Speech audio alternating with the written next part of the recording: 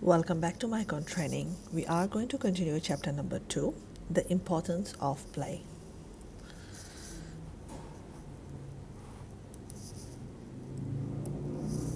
The importance of play. Play provides children with the opportunities to express themselves in a variety of ways, explore the roles of people, both real and fictions, engage in social constructions of knowledge and understanding, interact with others and learn social customs, engage in physical activity to support development of fundamental movement, skills, competency, and confidence, and use developing skills in authentic situation. So, basically, what play does? Why is play important in children's life? It is such an important thing because it does makes a lot of difference. It does gives them opportunity to be themselves. It just gives them opportunity to express their feelings, their ideas, the things that is going in their mind. Through play, we only know that what is the children's doing, what's happening in their mind, what are they cooking in their minds actually.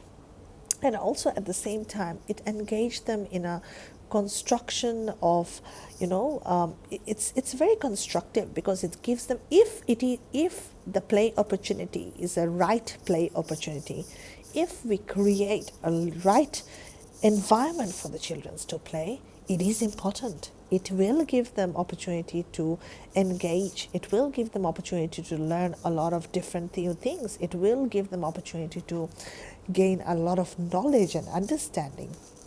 It will give them a lot of opportunity to interact, learn the social customs, like two-way communication, what to say, what not to say, so many things. So from my understanding, play is very, very important because for children, that's their work, that's their job, that's what they do all day.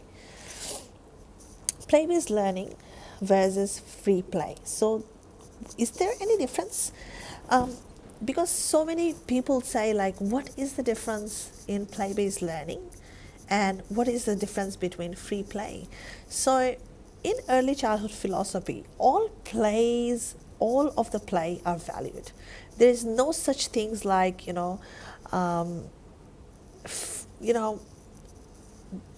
things like limited play. So all play should be free. All play should be free for children to explore. Play-based learning is a context of learning where children organize and make sense of their social world as they actively engage with people. So in my understanding, the play-based learning and free play, any play it is, it should be free.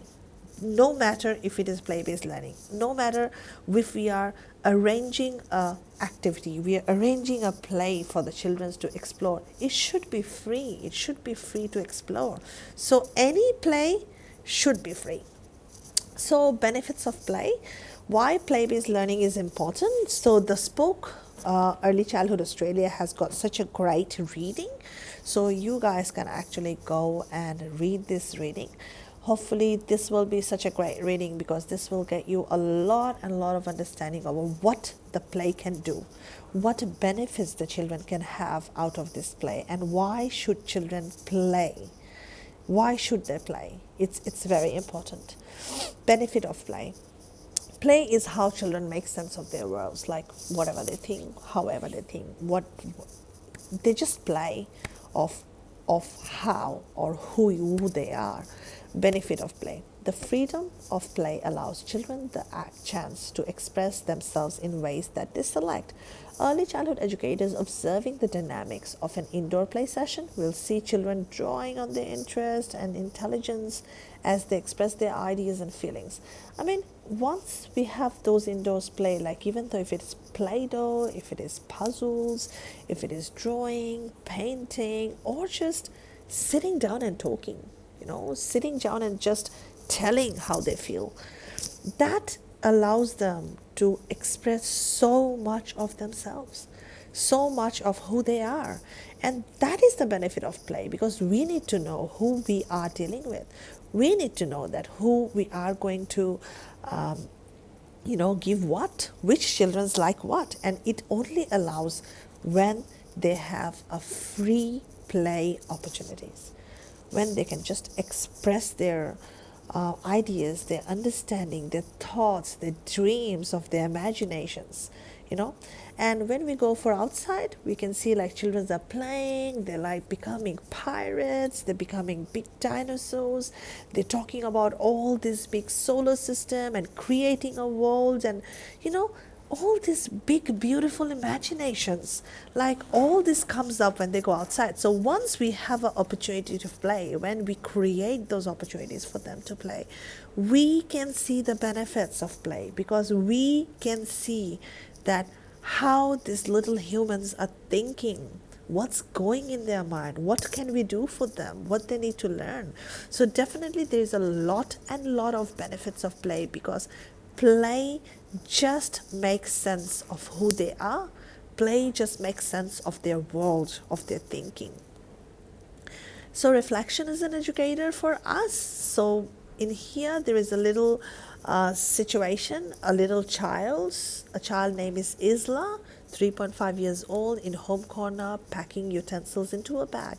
You know that her family is currently moving house onto a new suburb. You ask Isla what she is doing, and she answers, "We are moving house. It's going on a truck." So see, as you can see, Isla, whatever the children go through, whatever happens in their world, whatever happens in their lives, this is what they play, and play is the reflection of what is going on. So from play, you can see a lot of things. Nature of play across cultures, this is such a big thing, because play comes naturally to children and is a universal trait of human psychology.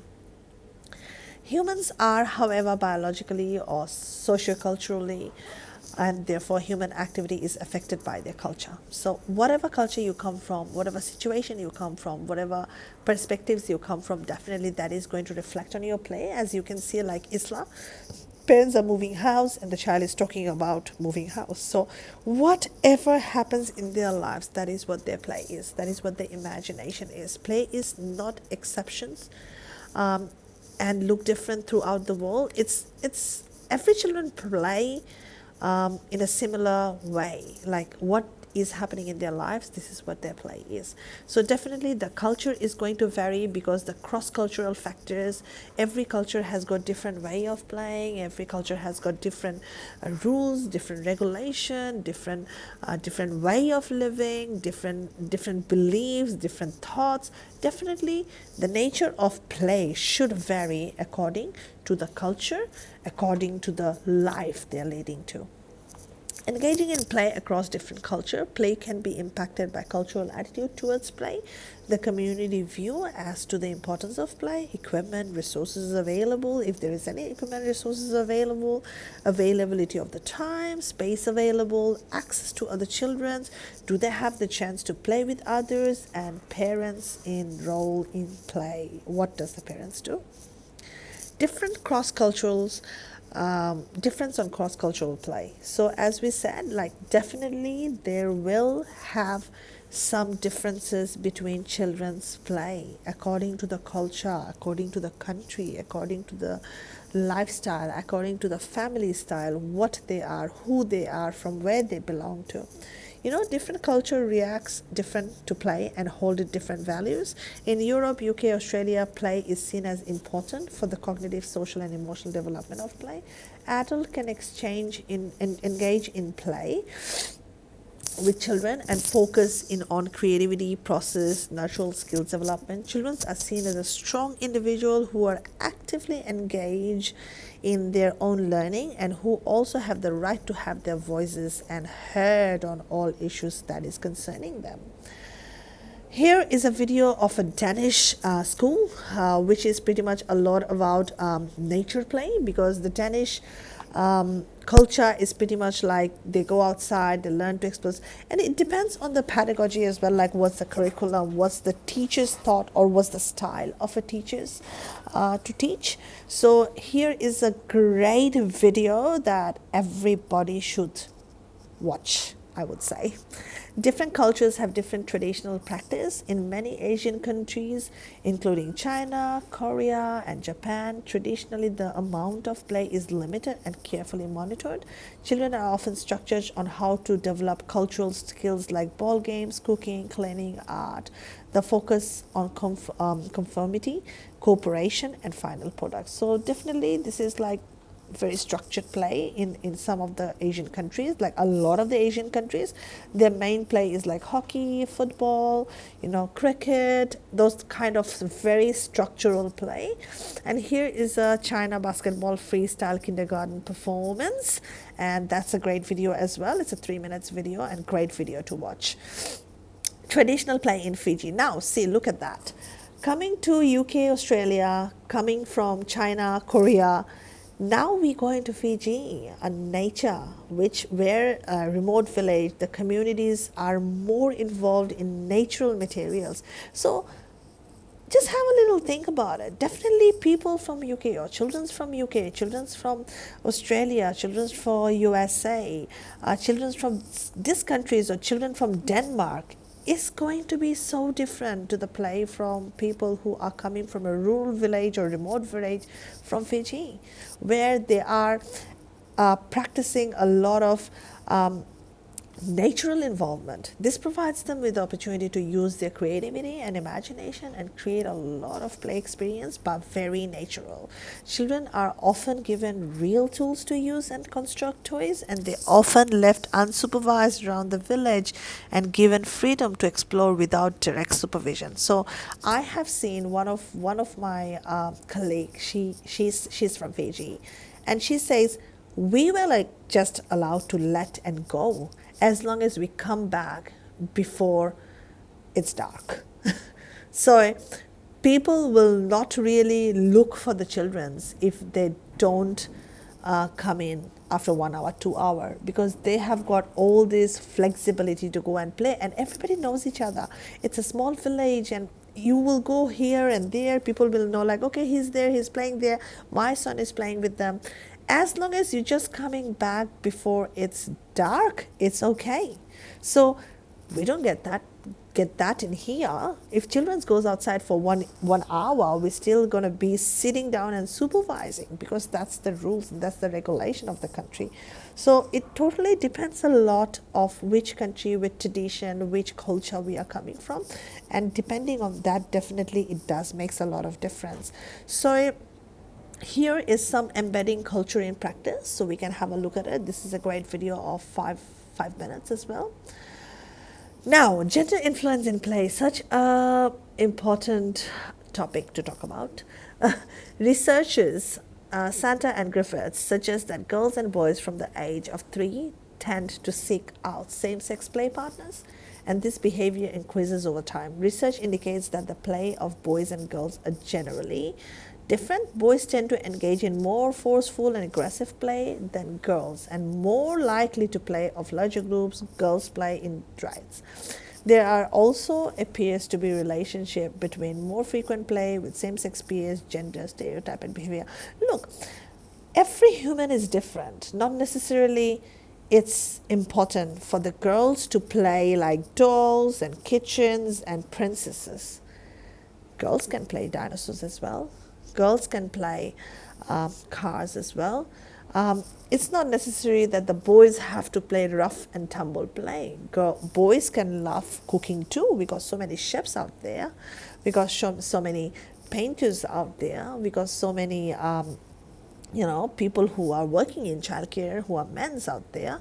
So definitely the gender influence plays a lot, but definitely we don't want to differentiate it according to the gender.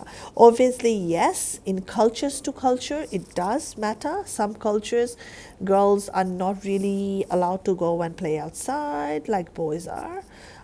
So it going to differentiate. It's going to make a lot of difference when you see the play, because for the country that I belong from, we are like allowed to play inside house more than to go and play outside. So it's very important that we understand the cultural differences where play can be different according to the gender influence. Here is some question and reflections that you can have a look, like girls and boys toys, what does it come from, why is it different? So from me, if I'm working in childcare, I usually don't give opportunities for children because we treat them all equally. Like if I'm serving food, for say example, for lunchtime, I would just give boys a pink cup and girls a blue cup or purple cup, and yes, definitely we'll have some children who say, oh, I don't like blue, green, or I don't like pink, give me blue. I would always just say, you get what you get, and you never get upset, because we want them to learn every single way of acceptance. Recommended video, here is some experiment of BBC stories. Okay, so I'm going to explain the anti-bias approach in our next video, and we will end this video over here, and we are going to continue the rest of the chapter 2 in our next video. Thank you so much for listening.